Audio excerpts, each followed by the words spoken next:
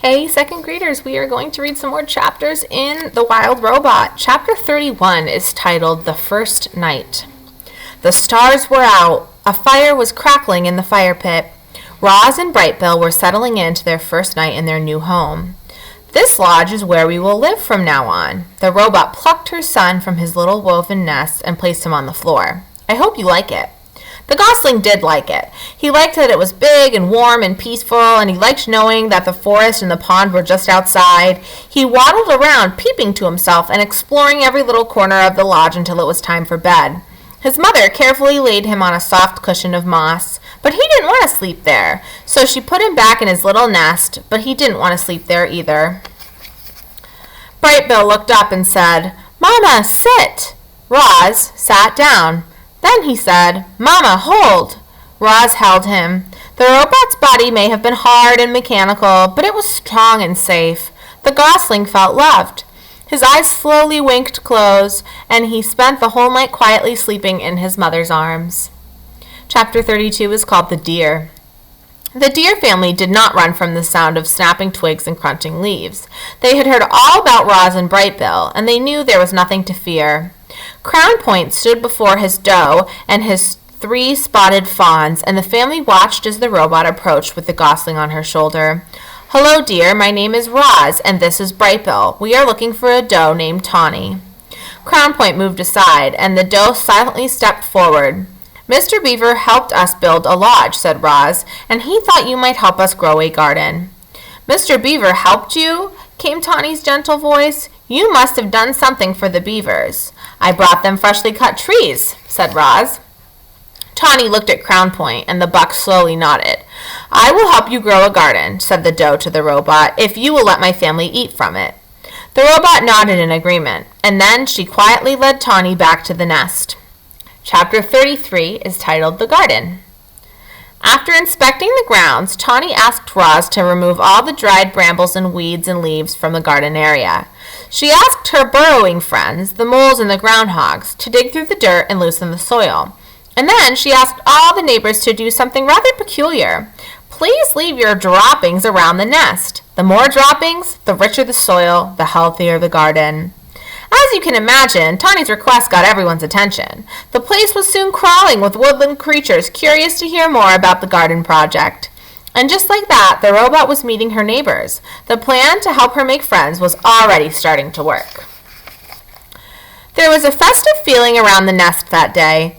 Animals were coming and going and chatting and laughing. After some pleasant conversation, each neighbor would choose their spot, leave their droppings, and be on their way, and always with a smile. "We're happy to help," said 2 smiling weasels after finishing up their business. "It was our pleasure," said a flock of smiling sparrows before they flew away. "I shouldn't be much longer now," said a smiling turtle as he slowly made his contribution. As all this was going on, Roz walked around and thanked everyone. "I am not capable of defecating," she explained, "so your droppings are much appreciated." Once the grounds were fertilized, it was time for the plants. Tawny brought Roz and Brightbill out to a lush meadow. The robot sank her fingers into the ground and felt the spongy layer of roots below the grass. Slowly, carefully, she rolled up wide strips of sod, exposing the dark, wormy soil. She carried the rolls back to the nest and spread them out to make a patchy lawn.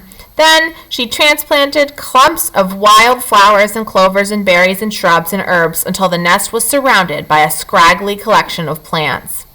"It's not much to look at now," said Tawny, "but the grass will grow into these gaps, and the flowers and bushes should perk up in a few days. I'll return soon to make sure it's all taking root. Before long, this will be a lovely wild garden."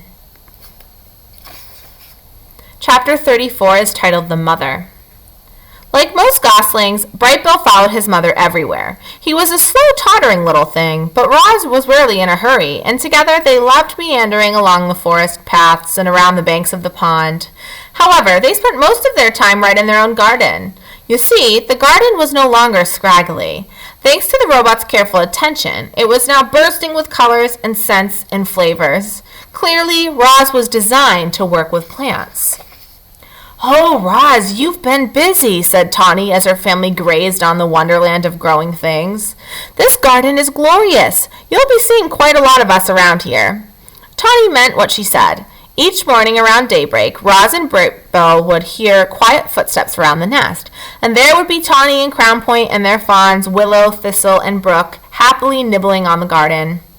The deer weren't the only regular visitors. The beavers became quite fond of gnawing on certain hardy shrubs at the edge of the garden. Dig Down, the old groundhog, popped up to munch on berries. Broadfoot, the giant bull moose, came by to chew on tree shoots. And of course, bees and butterflies were there every day, happily floating through the flowers. There always seemed to be friendly animals hanging around the garden. It was amazing how differently everyone treated Roz these days. Animals who had once ran from the robot in fear now stopped by the nest just to spend time with her. The neighbors smiled and waved whenever Roz and Brightbill wandered past, and at the dawn truce, the other mothers were eager to share their parenting advice. Make sure Brightbill gets plenty of rest. A tired gosling is a cranky gosling. When the wind starts blowing from the north, you must immediately get Brightbill to safety. North winds always bring bad weather. You'll never be a perfect mother, so just do the best you can. All Brightbill really needs is to know you're doing your best. No gosling ever had a more attentive mother. Roz was always there, ready to answer her son's questions, or to play with him, or to rock him to sleep, or to whisk him away from danger. With a computer brain packed full of parenting advice and the lessons she was learning on her own, the robot was actually becoming an excellent mother. All right, my friends, we will stop there, and we will be back soon with more Wild Robot.